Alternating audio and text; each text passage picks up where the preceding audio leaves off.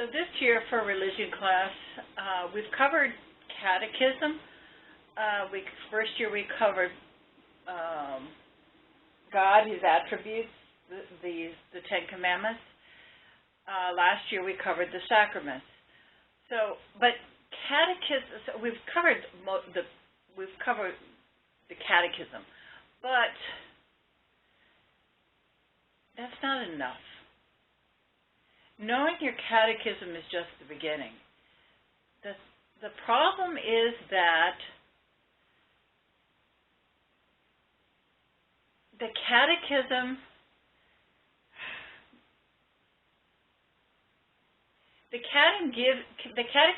gives you the basics of the Catholic faith.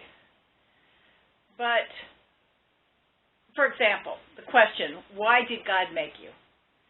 The answer is God made you, God made us, God made me to know Him, to love Him, and serve Him in this world, and to be happy with Him in the next. So, that's simple, right? So, when we study catechism, we're studying to know God. We're studying about Him. We want to know Him. And then knowing Him should help us to love Him better. And then loving Him should cause us to want to serve Him or follow Him. The problem is that because of concupiscence, remember that's that little thing that we got through Adam and Eve's sin got passed down to us because of original sin. Concupiscence is that it's easier to be bad than to be good. It's a fault in our nature. It's a weakness. And it's easier to be bad than to be good. We have to struggle with being good. Being bad is easy. And because of that concupiscence, we tend to love ourselves more than we love God. When it comes down to a choice, we choose ourselves almost every time. And that's a problem, because that's what causes sin.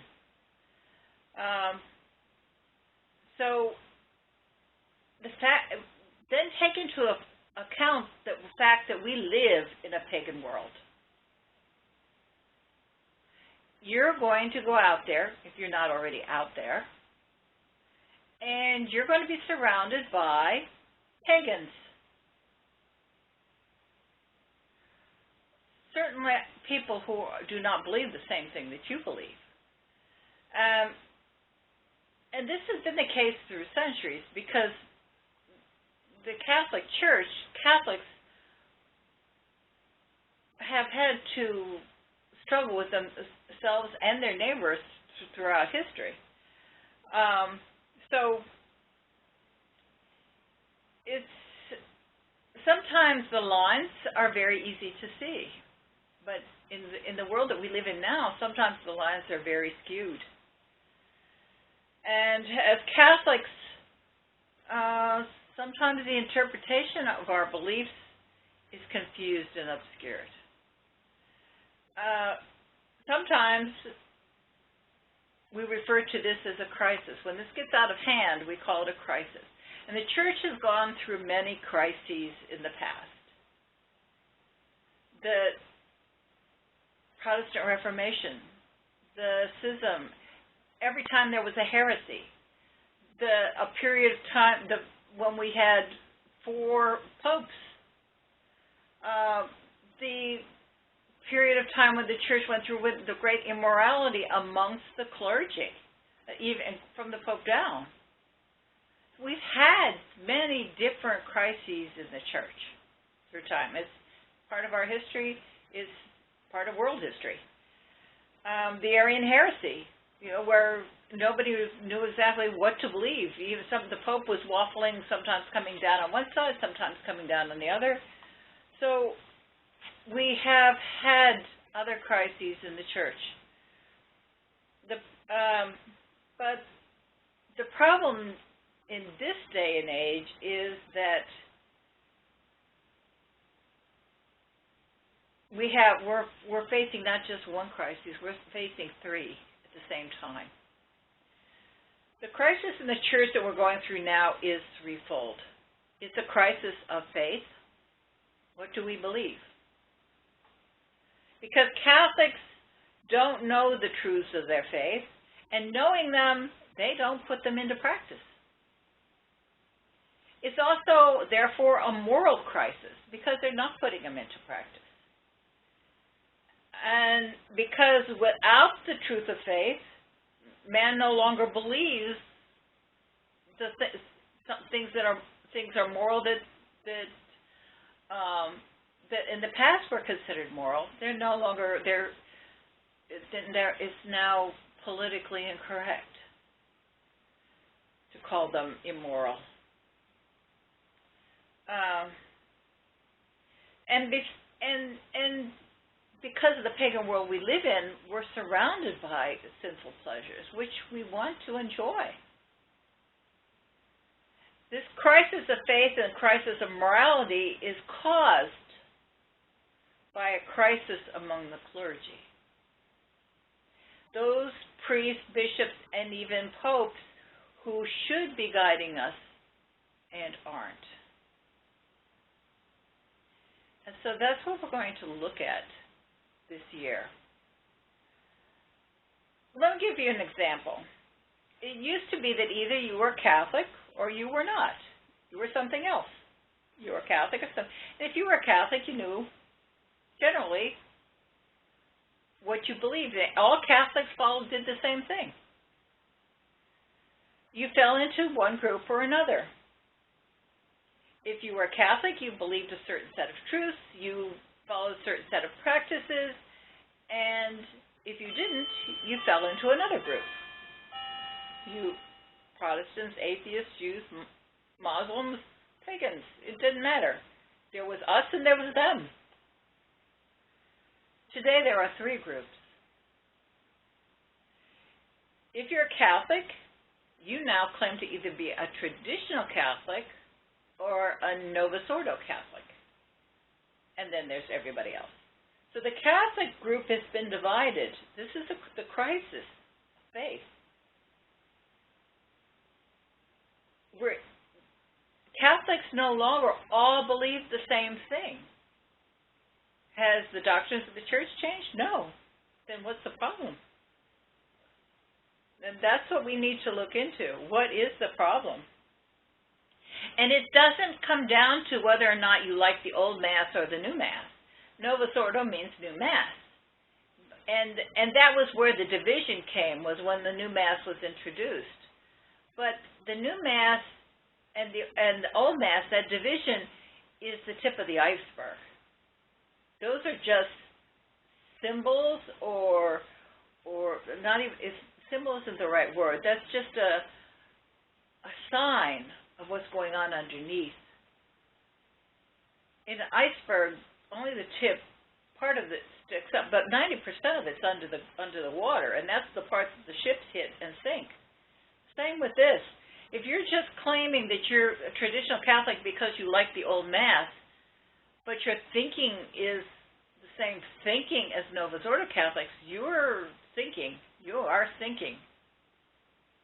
You've hit the iceberg.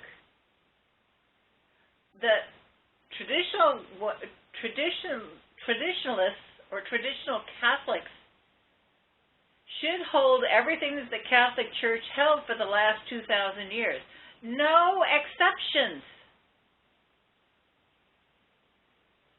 If you don't, then you're in that other group, the new Catholics.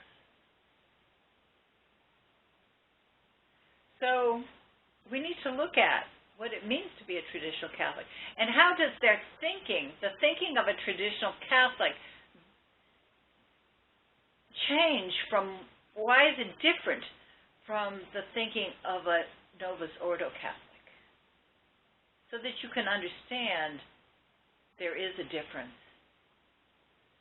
And if you claim to be a traditional Catholic, you need to claim everything, not just the Mass.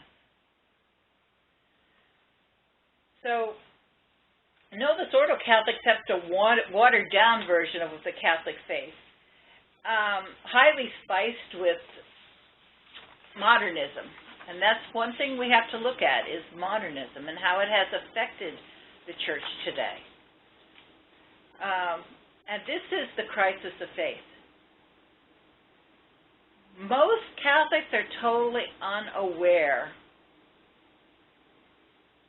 that they are doing this, that they've accepted a watered-down version of the faith, because the priests and prelates are promoting it. They're the ones that are putting it forward. And this is the crisis in the clergy. Both groups, lay people and clergy, have accepted this worldly attitude and are allowing the world to dictate what we should believe and what we shouldn't believe. And that is the crisis of morality. So that's what we're going to talk about, is the threefold crisis in the church today. The crisis of faith, the crisis of the clergy, and the crisis of morality. Because so many of us live among Catholics who call themselves Novus Ordo Catholics or of that persuasion, and live under clergy who are of that mindset, you have to understand, as a traditional Catholic, what you're facing. So that when you go out there and somebody says, well, I'm a Catholic, and we can do this, you need to say, no, you can't do that, or you do it, but I can't, because the church for 2,000 years said we can't do that. And I'm a follower of Christ, not a follower of Teilhard de Chardin, Renan, Kung, Curran. I am not that follower. But you need to know. And knowing the catechism was the first step. Now you have to compare that catechism with what garbage is coming down the pike now. So we're going to look at the magisterium of the church. That is the teaching branch, the teaching role of the church. What it does and what it is.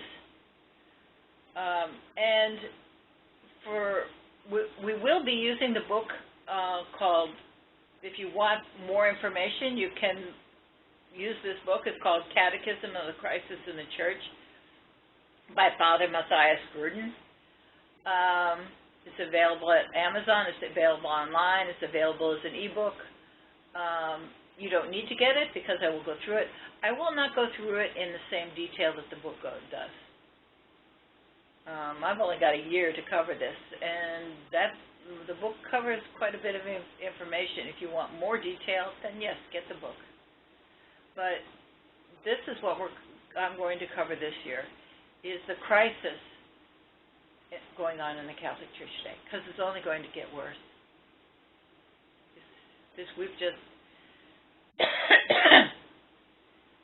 We've been into it for quite a few years, but if you watch it, you look at it, you'll see it has gotten much worse, and it is only going to get even more worse